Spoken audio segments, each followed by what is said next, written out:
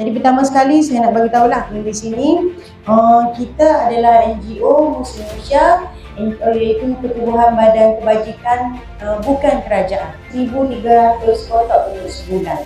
Sebulan ni kita pergi ke Besut, Pasir Putih, ada kat Kuala Nerus, ada Atau Panjang, Bacok, Tumpat dan lain tempat lah ikut permohonan.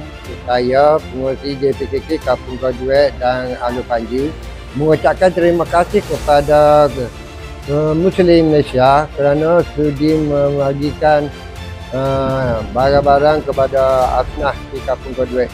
Terima kasih. Terima kasihlah atas sumbangan Muslim Malaysia membagi kepada orang yang memerlukan. Terima kasih Muslim